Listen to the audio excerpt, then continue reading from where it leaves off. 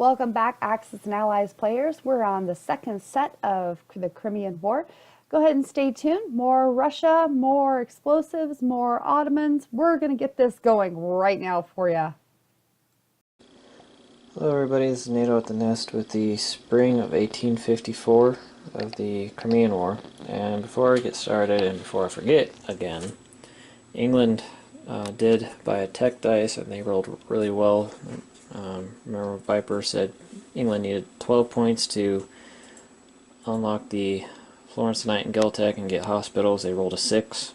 So right off the bat they're already halfway there.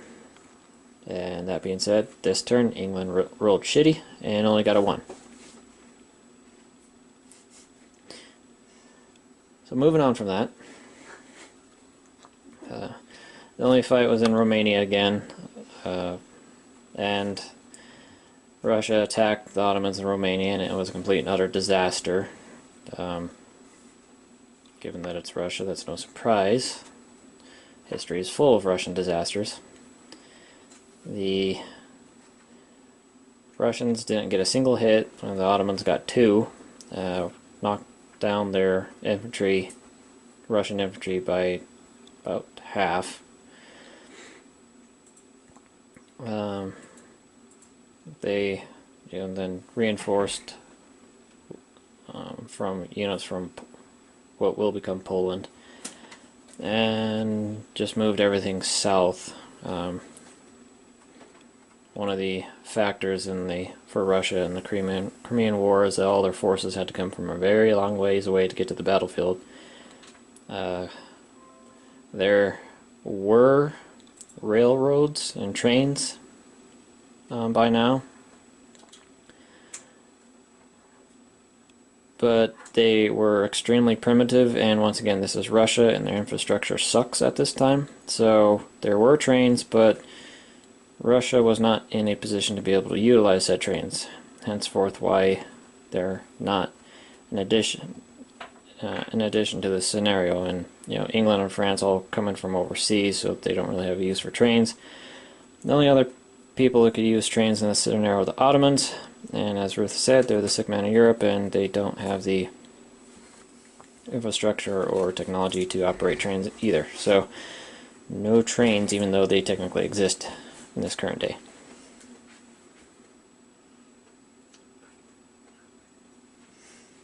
Sorry.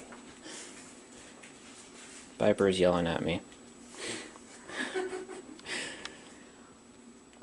Where the hell was I?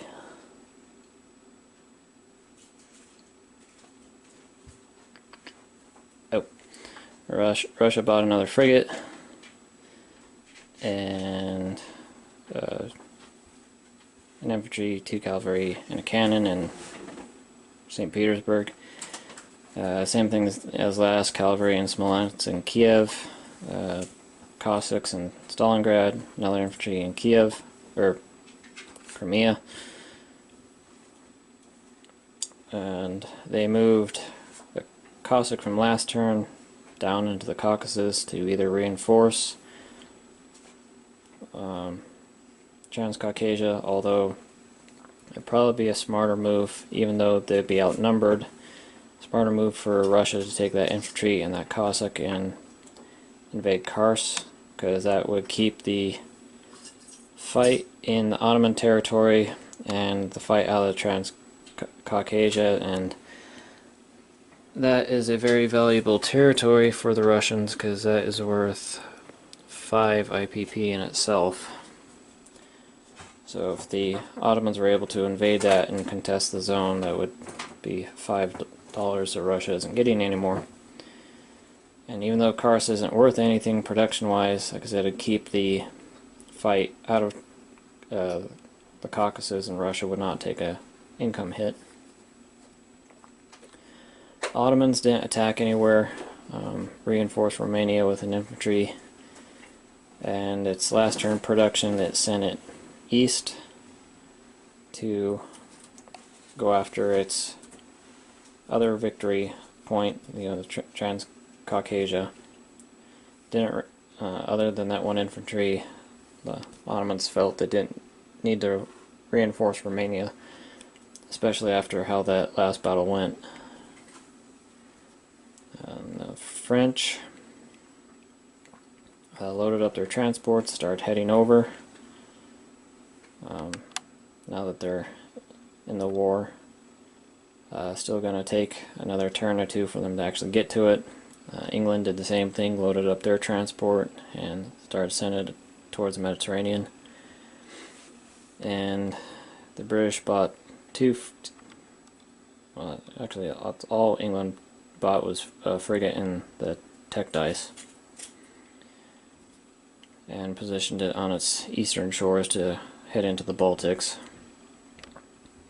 And like I said, they bought a tech dice and rolled a 1, so England now needs another 5 points to unlock hospitals. And that was it for the turn. They're going to be pretty quick videos till England and France gets involved. So we'll come back with the fall of 1854. See you then.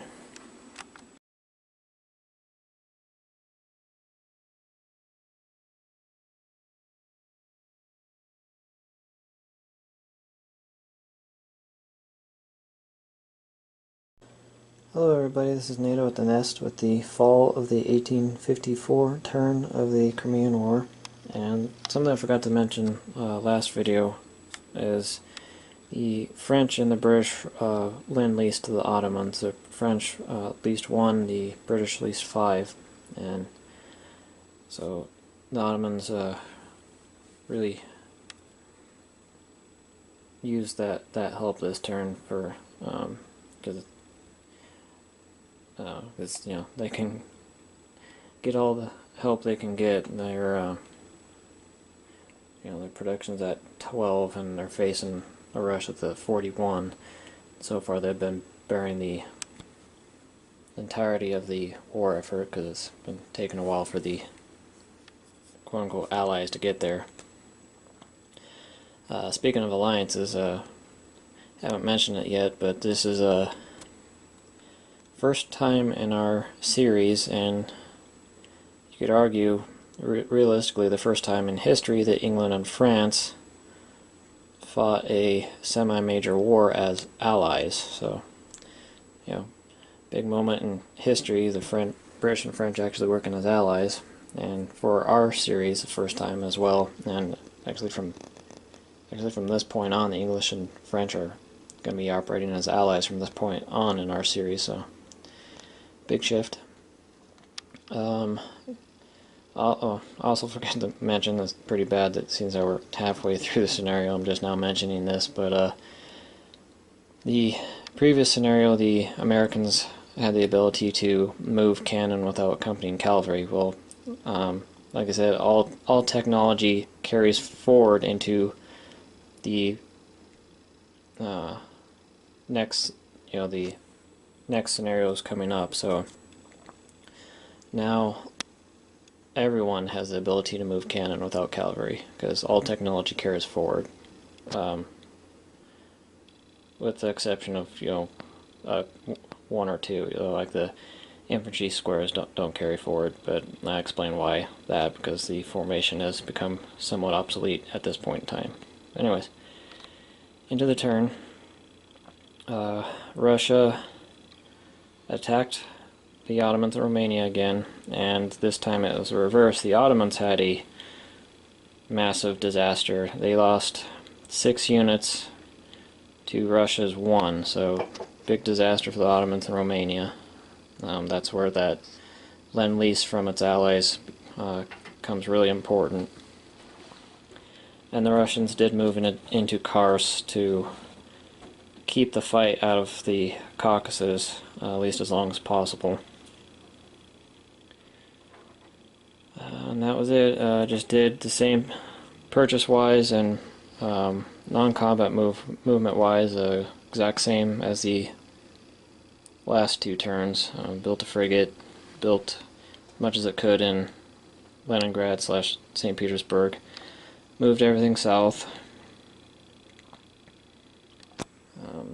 Ottomans used that lend-lease money to buy militia to try to recover some of the losses it took in Romania. and then counterattacked in Kars, almost drove the Russians out, reduced them to 1 infantry.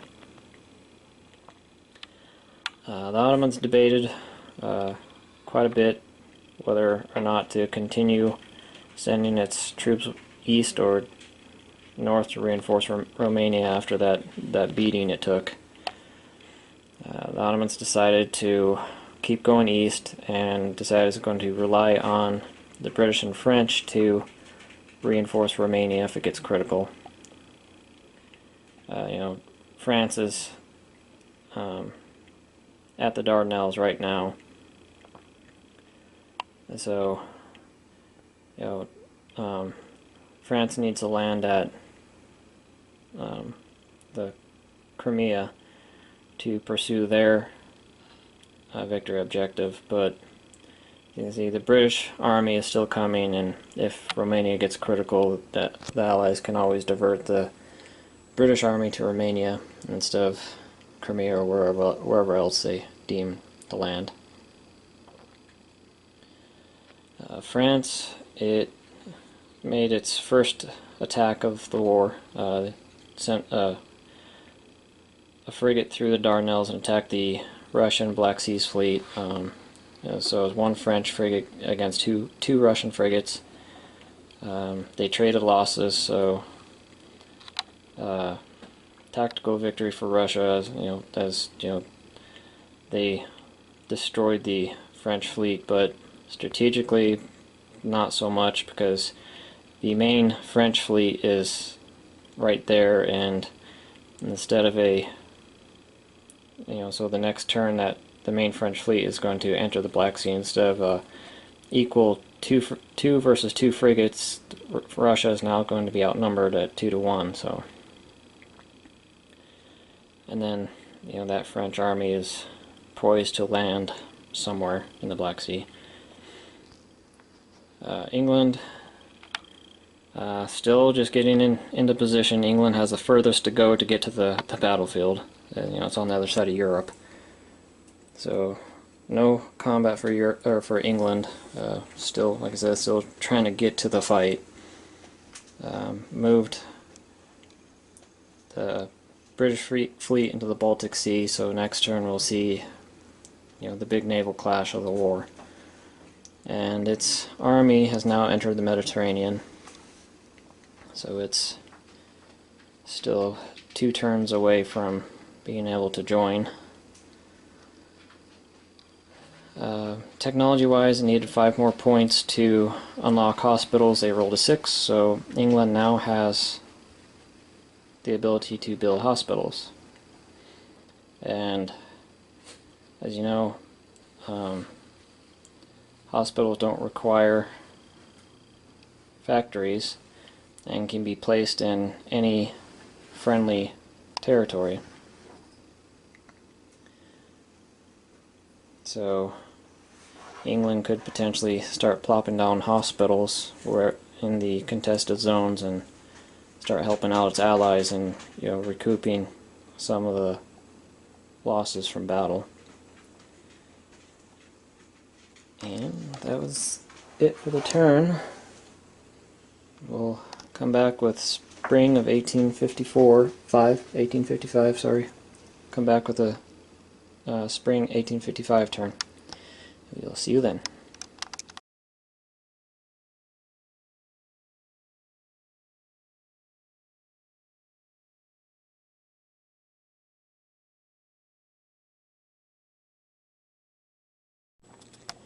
Hello everybody, this is Nato at the Nest with the spring of the 1855 turn of the Crimean War. And you're wondering what those roundels are right there and new color on the board. That's because the spring of 1855 the Ukraine revolted against Russia, and so, and yes, history buffs out there, you will recognize that that's actually Finland's roundels, but assuming these Ukrainian rebels ever bother to make a flag, no one is producing roundels for said flag, so I'm improvising, so deal with it. And so that it comprises Western Ukraine, Eastern Ukraine, and Kiev, so that takes a factory away from Russia and $5 worth of production, and more importantly, it's right in the middle of the supply and reinforcement path to pretty much all of Russia's fronts.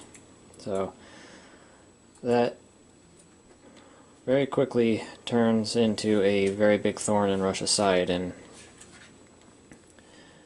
one of Russia's victory objectives is crushing the rebellion, so it can't ignore that, and so that's diverted quite a bit of reinforcements that Russia desperately needs other places. So quite a twist and quite a significant change to Russian strategy.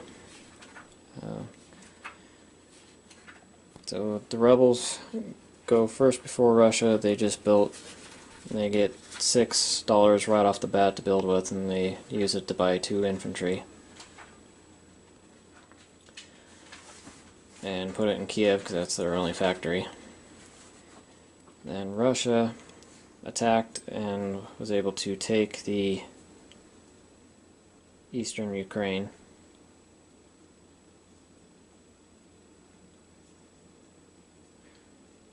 And then it was then it attacked Romania, and were able to reduce the Ottomans down to 1 infantry, so they almost took the territory, but not quite.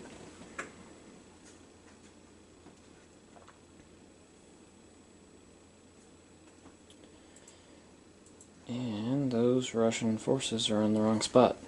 Those should be in eastern Ukraine, not Kiev, sorry. And that was Russia's only attack. It just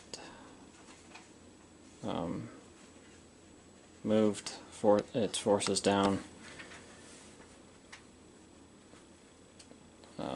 south like it's been doing the last several turns, and that was it for Russia. And then Ottomans, they only made 1 attack, and they took Transcaucasia. So that jumps the Ottomans up $5, and it takes the Russians down $5, and that's another victory point for the Ottomans. So assuming they don't lose Romania in the next 2 turns, they'll complete both of their objectives, and assuming they hold on to Transcaucasia. And then the Ottomans shifted their forces. Instead of sending troops east this turn, they decided to send them north. Seems how the east is very much well in hand.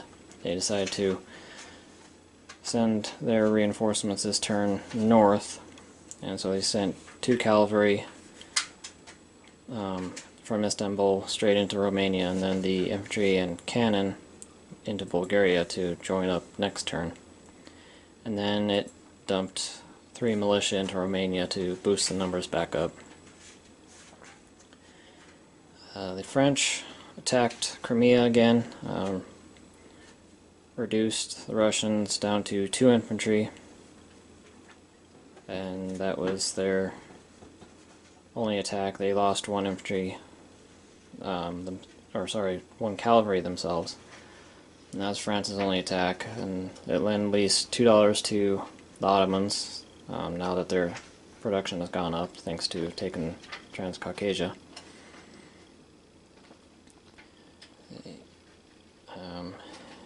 England attacked the Russian fleet in the Baltics and destroyed it. So that gives England its victory objective, having more ships in the Baltic than the Russians. And then the British also landed in the Crimea and were able to reduce Russia down to 1 infantry. So it looks like Crimea might fall, and the Allies will complete almost all their objectives. And then England has also built, now that it's unlocked hospitals, England has built hospitals in every one of the affected, in every one of the fronts. So that's what those little squares are. And you can get those from historicalboardgaming.com. And the rules we have for them are very simple. It's only infantry class units, so not cavalry, but if infantry is hit on a round after the combat is over, for all the infantry that are hit, including militia, they roll a dice, so 1 to 3 they're dead, and 4 to 6 they're wounded, and so they'll be set aside, and then at the beginning of next turn they'll come back as fully healed infantry wherever the hospital is. And the hospital affects the territory it's in, and then every territory surrounding it. And so that was the turn. We'll come back with the fall of the 1855 turn. We'll see you then. Hey, thanks for watching Axis and Allies players. Don't forget to hit a squat on that like button. If you'd like to see more videos just like this, go ahead and click on our subscribe button. You can view all of our other videos on our playlists right here on Viper and NATO, straight from the nest, coming at you from Historical Board Games, Z-Man Games, Parker Brothers, Hasbro, and Wizards of the Coast. Thanks for watching, guys, and we'll see you on the next round.